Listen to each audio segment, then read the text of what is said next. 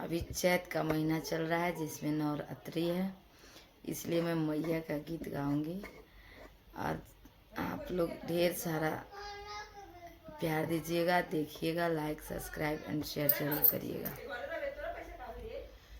होत सबेरे मैया गौआ में मैनी हो कि बाटन लगनीना मैया घर घर बा एनावा हो कि बाटन लगनीना हो त सुबेरे मैया गौआ में समैनी हो कि बाटन लगनीना मैया घर घर बा एनावा हो कि बाटन लगनीना सबका भका के दिहानी मैया दान सोनावा हो कि हमारा बेरियाना मैया के टिकावा हेरइलियो कि हमारा बेरियाना हो त सुबेरे मैया गौआ में समैनी हो कि बाटन लगनीना मैया घर घर बाएनावा हो कि बाटन लगनीना सबका के दिहानी मैया अवधसी नरावा हो कि हमारा बेरियाना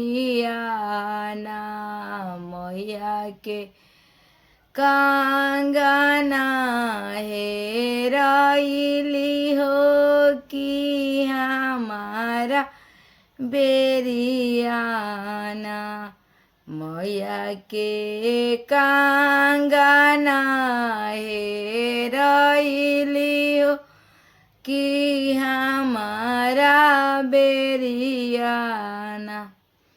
हो त सुबेरे मैया गौआ में समैनी हो कि बाटन लगनीना मैया घर घर बाएनावा हो कि बाटन लगनीना सबका के दिहानी मैया गोदी में बालकवा हो कि हमारा बेरिया ना मैया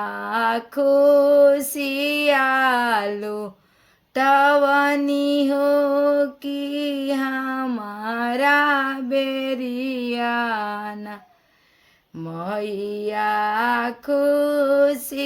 खुशियालू तवनी हो कि हमारा बेरियाना कथिए कि हउए मैया देवल देवल घरवा हो कि कथिए लागल ना मैया चौकट के मड़िया हो कि कथिए लागल ना, कथिए के हउए मैया देवल देवल घरवा हो, कि कथिए लागल ना मैया चौकट के मड़िया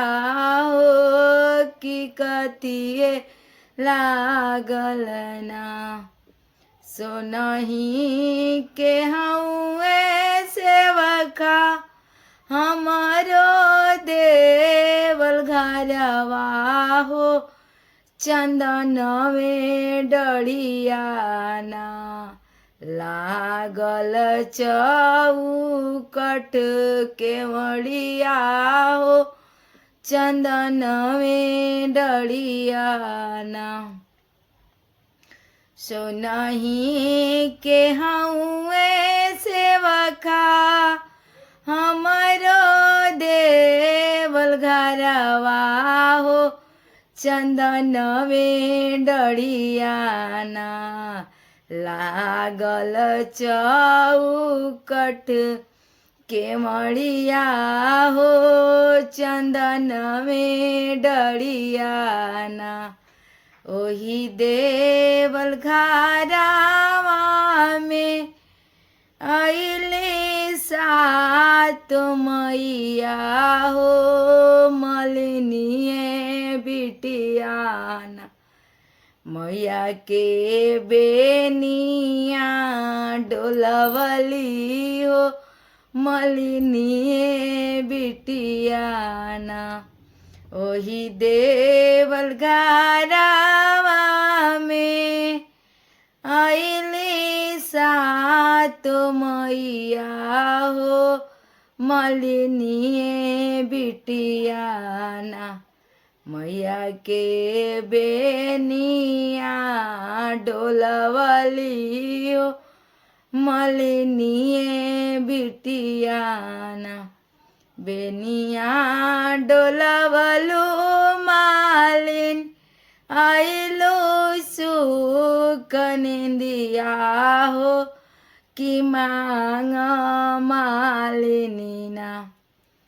से हो कुछ मंगनवा हो, कि मांग मालिनीना। से हो कुछ मंगनवा हो, कि मांग मालिनीना।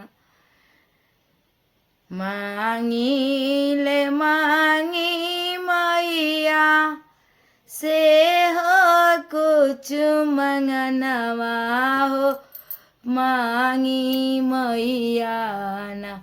नैहर में मांगी मैया भाई से भतीजावा हो, ससुरवे मांगीला। नैहर में मांगी मैया भाई से भतीजावा हो, ससुरवे मांगीला। अवध सिनुरवा हो, ससुरवे मांगीला। मैया अवध सिनुरवा हो, ससुरवे मांगीला। जुग जुग जियस मालिन भाई से भतीजावा हो, अमर रहिए ना। मालिनी अवध सिनुरवा हो, अमर रहिए ना। जुग जुग जियस मालिन भाई से भतीजावा हो, अमर रहिए ना। मालिनी अवध સિનોરાવા હોય અમર રહીએ ના. Like subscribe and share my